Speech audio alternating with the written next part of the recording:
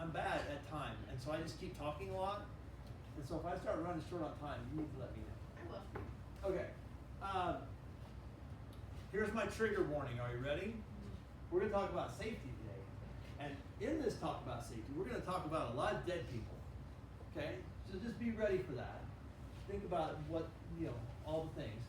Also think about how much did you think about safety between when you got up this morning and right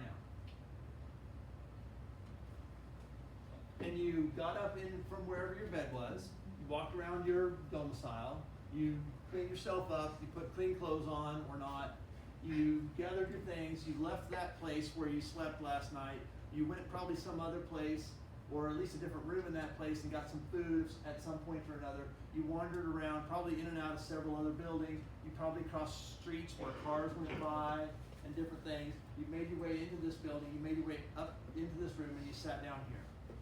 Did, at any point during any of that, did you think that you were going to die? Did you feel like vehicles were going to run you over? Did you feel like things were going to catch on fire? Did you feel like buildings were going to collapse on you? Okay, just remember that. Because that's the way you should feel. All of the time. What I'm going to talk about is when that goes wrong. Okay? The reason I'm saying all of this is to try and just kind of prepare you mentally for what we're going to talk about, and so that you don't walk out that door when we're done and think, oh my God, I'm going to die at any moment. Okay? Because there's a lot of, one could infer that from what we're going to talk about. Okay? Are we ready?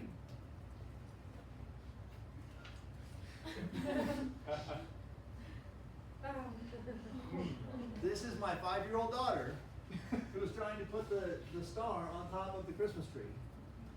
And I'm in the other room doing stuff. And she can't reach it, and so she has gotten, you can't really see it very well, there's a little rickety wooden bench that literally is wobbly that has a slick snow coat laid over the top of it. And she's got this green plastic tote, and if you look, you can't see really well, but you can see it, but by the weight of her, the bottom of it is starting to deform. And she has climbed up on top of this thing, and is standing there, and I'm in the other room, and I hear, hey Dad, come here, I need your help. And I'm like, what is it? Well, no, I just come in here, I need your help. And so I finally come around the corner, and I'm like, this is what I see.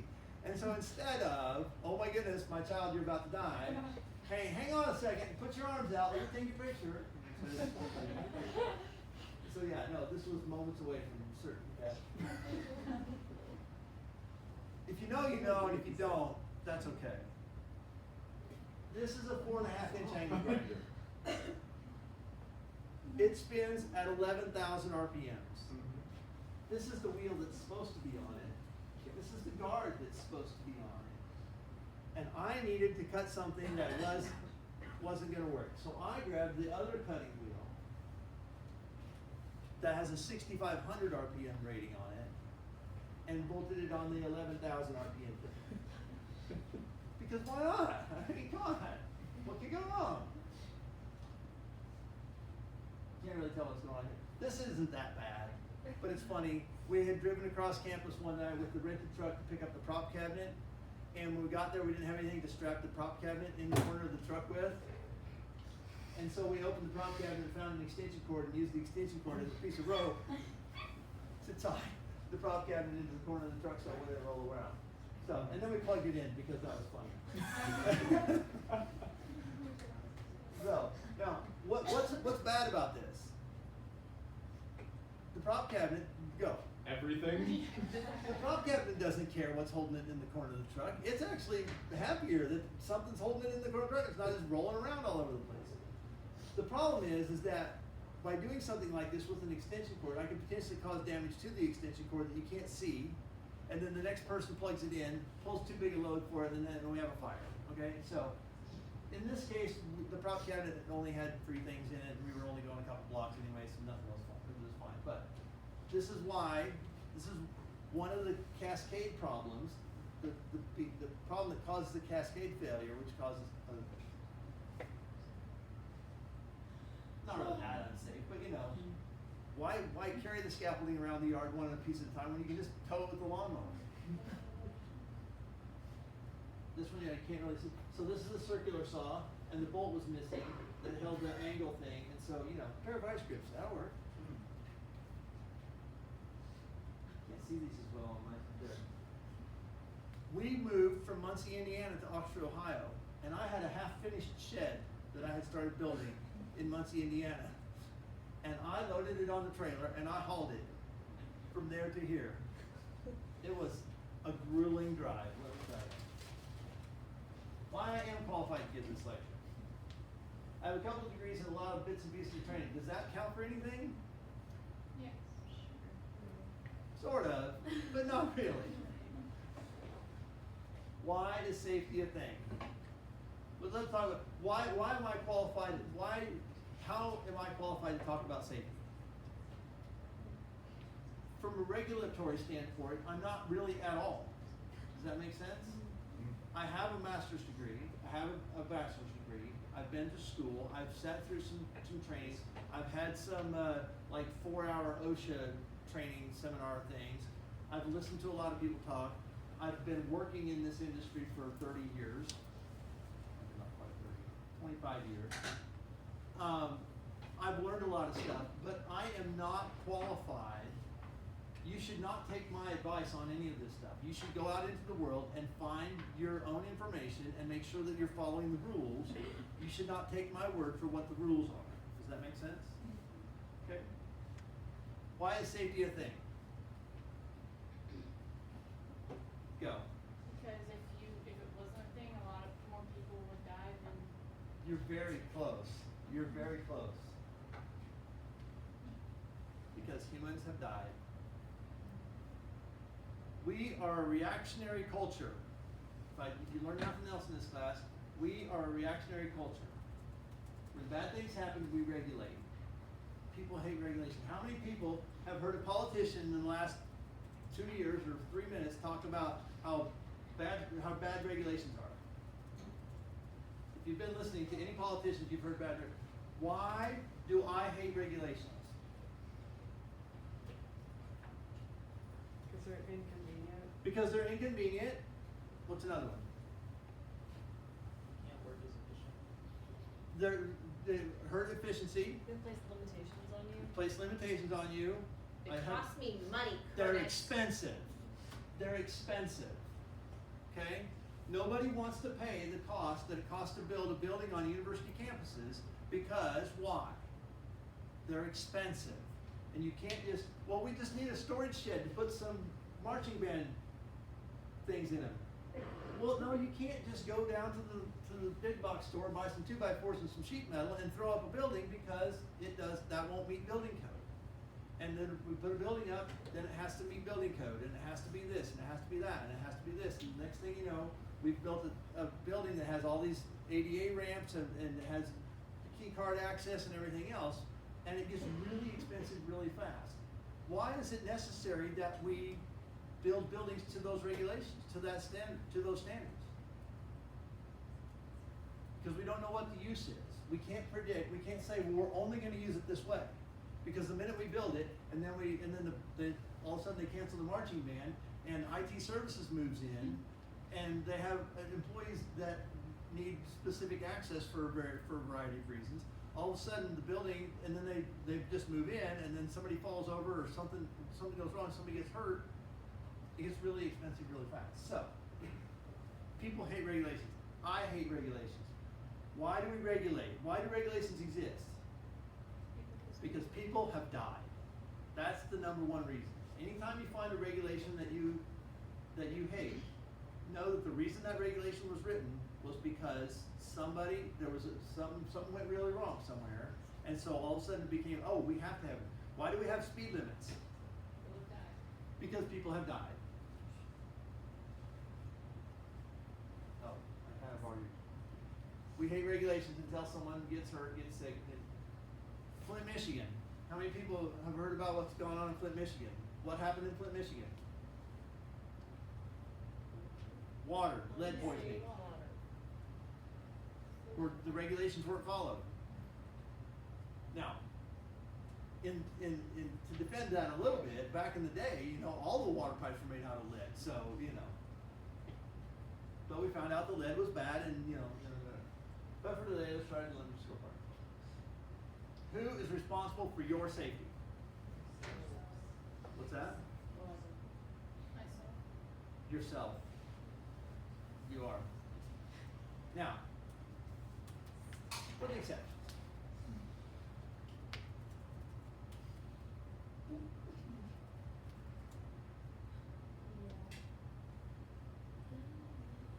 Iroquois Theater Fire, 1903, 603 dead. Coconut Grove, 1942, 492. Hartford Circus, 1944, 167. Beverly Hills Supper Club fires. This one's, we'll talk about this a little bit more. The Who concert, 1979, 11 people. Chicago nightclub, 2021, or 2003, 21 people. 2003, 100 people. 2011, 7 people. Ghost Ship Open Warehouse, 2016, 36 people. This has not been updated in several years. I'm sure there's more out there. All of these people were in a commercial venue. They had left their home, they had gone to some place with no, just like you guys left your place this morning with no thoughts of that they weren't gonna come home. And something went wrong and really bad things happened. This Beverly Hills Supper Club fire happened is just south of Cincinnati in Kentucky. There was a supper club that had got built up, and it was a building, and they built a restaurant there, and they had this big dining hall, and they built a stage at one end of it, and then they added on and added another banquet room, and then they added a big kitchen on the back, and then they added on the side, and they added on here, and they added on there. And they had not really paid any attention to building code. And or they were paying off the building inspectors, I don't really know all the details of it. And because they had just kept adding on to this building, there was no real fire safety way to stop fire from getting from one part of the building to another. And there was an air conditioning unit or a heating, I think it was an air conditioning unit that was in the ceiling of one of the rooms, and it caught on fire in the ceiling, in the roof of this room. And the people that were in that room got really hot. And so they decided they were just gonna end their thing early, and they were gonna bail out, and they started leaving, and then by the time that started happening, there was fire throughout the whole building, and most of the people died from smoke inhalation because they just couldn't get out of the building. Because the power went out, there was no lighting, all that kind of stuff. So, there's a chair here, sorry. And it gets worse. John Hobart, Andy Hollingsworth, Pierre Adamson, Michelle Default, Peyton Trueblood. These are all people that died doing theater. I don't remember all the stories of each one of them. John Hobart had gone in, he was a volunteer that worked at a church, and he had gone in early Sunday morning to, I remember John. He had gone in to do some lighting, and so he was out over the sanctuary on the catwalks, working on some lighting equipment by himself, alone in the church, and he fell out of the front of the catwalk into the seats and died. Good guy, doing good work.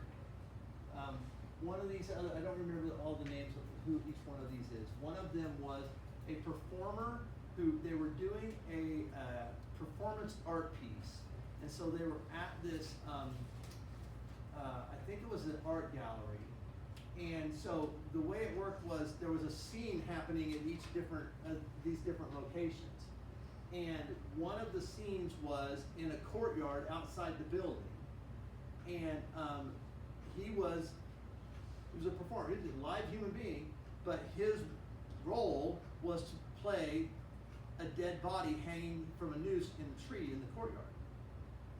And he went out there by himself to get himself in place, and the rig failed, and he actually hung himself.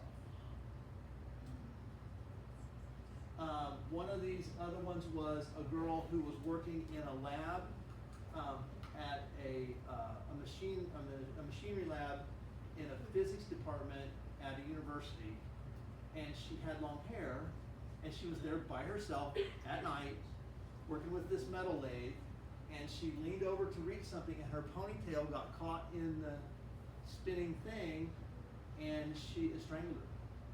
They found her the next morning dead. So, the number one thing Marley's going to talk about. What do these stories have in common, y'all? What's the common thread that you've heard here so far? Yes, they did all die, Kat. What's the commonality before? There was no one else in the house. We do not work alone. Right.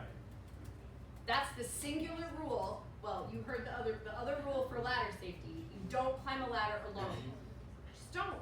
If you fall off the ladder and someone calls 911, then you have a chance. If you climb the ladder and fall and are unconscious and you're by yourself, you don't have a chance, right? Does We anybody do not work alone. Does anybody know the song "Bird, Bird, Bird is the Word"?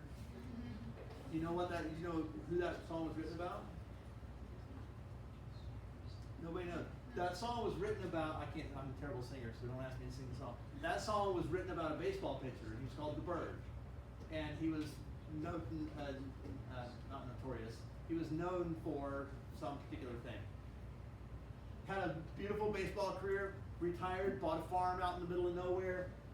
Was living his best life by himself out here on this farm.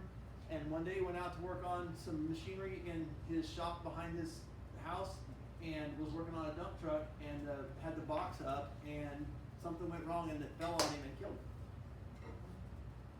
Who works alone too much of the time? I do it all the time. I'm sorry. I do it all the time. I'm a bad human being. So. I always check on I hope- artists when I'm I around. hope you don't find me on this list someday. Karen Thompson was a friend of mine, was a classmate of mine in college. She had gone to Shakespeare Festival either in Oklahoma. Was it Oklahoma? Oh, I forget. I think it was Oklahoma. She had gone away for the summer to be a stage manager at Shakespeare Festival in Oklahoma. They had the day off. They were going to the lake. She was riding in a car with another guy from the company, and they missed the turn. They're supposed to turn, they missed the turn. And they thought, oh, we'll just make a U-turn. And the kid pulled off the road. There was a nice place to make a U-turn in the road, and he wasn't paying attention. He turned out right in front of a semi. The semi ran him over and killed them both. Brian Harden's a classmate of mine from high school. Brian Harden had gotten evicted from a house. He was living in a house that was owned by his employer, and they had a falling out, and so he was moving out of the house. And he went out. This was back in the day when they had the little satellite dish mounted on top of the house because you didn't have just internet through the wires. And so he had gone out to take the satellite dish off the side of the house, climbed the ladder. This is the middle of January. Went out, climbed up the ladder, fell off the ladder, was on the ground, and he was out there for probably half an hour, 45 minutes in sub-zero temperatures before they found him. And he's to this day paralyzed from the waist down in a wheelchair. David Hamer, same age as my older sister, was farm friends of the farm family that we worked for when we were kids. And he had grown up, moved off to Kansas City, and was working on a construction site. He was 12 feet high on a scaffold, and he lost his footing and just fell off. Just pretty innocuous fall, landed on his head, broke his neck, died right there on the spot. Jeff Mellick was a boyfriend of my sister's in college. He was riding in his car, his friend was driving. They were on their way home from a volleyball tournament. He was sleeping in the passenger seat, and a car came across the center line and hit them on the passenger side of the car. And the driver survived, and he was killed in that accident. Teddy Johnson was a friend of mine from way back after high school, between high school and college. And he was out with a friend of his, and they were out driving they were probably drinking or smoking or doing I don't know what. And the friend was driving too fast on a gravel road out in rural area, went off the road, hit a tree, and killed him. Pay attention, be alert, situational awareness. If something feels dumb, stop doing it. Wait, it gets more scary?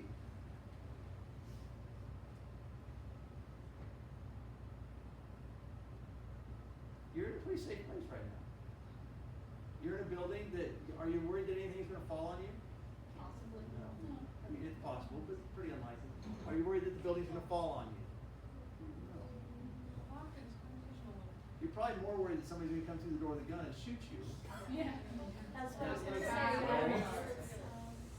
And that's the world we live in, and I don't wanna get into the pros and cons of that, but yeah, it's something to be aware of. What would you do if somebody came through the door? Are you okay, Marlene? I'm just taking a minute. I'll be okay. I wasn't prepared for that analogy today. Sorry. Where's the exit? How do you get out of this room? What then? What's outside that door? Hallway. Which way are you gonna go when you get out there? Stairs. What if you can't get one way or the other? Go out the window. What if you can't get out the door? You know, these are all things to be thinking about. I'm not expecting you to have answers, but having thoughts. The majority of the population doesn't have this awareness when they're anywhere. When you go into a new building, when I'm traveling and I go into a hotel, I always make sure I know where the stairs are, because the elevator might not work.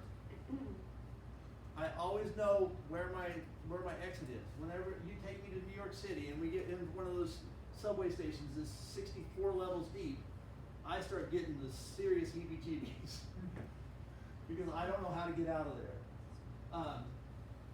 How are you prepared right now? Are you prepared? I'm not really prepared, but I am moderately prepared. Because of who I am and what I do, and don't think this is not a personal thing at all. I am always wearing hiking boots, usually with steel toes, because that's just what I wear. Because I'm always doing stuff, I'm always in the shop, so that's just what I wear. So, in a sense, I'm prepared for a lot of scenarios because these would be a better shoe than a pair of Crocs if shit's really going down. Does that make sense? So, I always have this on me too. I always have a pair of pliers that has a pocket knife on the side so I can do stuff. I always have this on me just because that's who I am and that's how I function. I don't expect everybody to have that. The only time I don't have this is when I'm approaching TSA. It goes in the checked baggage, it gets checked on the plane, I get it when I get back off the plane. That's the only time I don't have it on. Or I've left it somewhere and then I panic because I don't know where it is. So, what steps can you take to improve your preparedness now, tomorrow, David? The charge, without alarming you too much, without scaring the crap out of you, I would challenge each of you to think about that. You know, what do you have? You know, you're carrying around a bag already. Is there a Band-Aid in it? I have a Band-Aid in my wallet, right there. Just because I carry one around, because you never know when I'm going to need a Band-Aid. It's not an uncommon thing for me to need a Band-Aid. Most of you are carrying water bottles these days because that's just the way we function these days. What else is that water bottle good for? If you're carrying a big old stainless steel thing, you've got a weapon. And so, but the other part of this is that if you get stranded somewhere, you've at least got water that probably can sustain you for 24 hours. So to those kinds, think of those kinds of preparedness. What are things that you can do that you can carry on you? You probably have a phone, so in theory you have communication as long as those systems work. We're depending a lot upon those systems outside of that. But just think about little things that you can do that are easy, like carrying a Band-Aid in your wallet that doesn't really add anything to what you're already doing. That makes you a little bit more prepared should something go down. Okay? Ma'am. Someone can just get first aid certified. Somebody made what? Someone made some of us get first aid certified. Yeah. I feel would very not at prepared all now. discourage any one of you from getting first aid certified, CPR, IED training, all those things. I would not discourage any of you from seeking that kind of training. It makes you a better person. Even if you only ever do it once in your life, It makes you a better person. It makes you think about things in a different way, and it makes you more prepared for car accidents, slips and falls, any things that just normal everyday things. It's very available to you here on campus through Absolutely. the aquatic center and the rec center. They will, I think they try once a year to offer a free training, but they routinely offer them for a relatively low cost when it comes to certification. It's like $45 for students, which for Red Cross certification is really inexpensive. You can see those classes for upwards of hundreds of dollars. And they covered it all. Yeah, I mean it's a really good class. You walk away with knowledge that you for sure will remember. The And you one get thing- some practical. You practice, which I think is the most important part. You're not just watching videos or listening to someone talk. You actually get to practice this stuff. And for me, the biggest key of all of this kind of training, the biggest key is that if you find yourself in an emergency situation, you have some training, you have some knowledge, you have some muscle memory. You know, you might not do a very good job of it, you might not be perfect, but you have some foundation, some basis to start from. So you're not just like, oh my God, what am I gonna do? There's a train wreck right in front of me. What am I gonna do? You're not there. You're like, oh crap, there's a train wreck. Okay, what's gonna happen? What's the next steps? You know, you're already gonna be thinking about, you know, those kinds of things. You have a car accident, or you see a car accident, or whatever. You're already prepared. You've done a little bit of homework, and you're not just one more person freaking out about the accident, and you're more ready to help emergency services, to be a better eyewitness, et cetera, et cetera, et cetera. So to be able to understand what happens and what's going on and what's happening, instead of just being one more person, be part of the solution rather than part of the problem, then adding to the problem.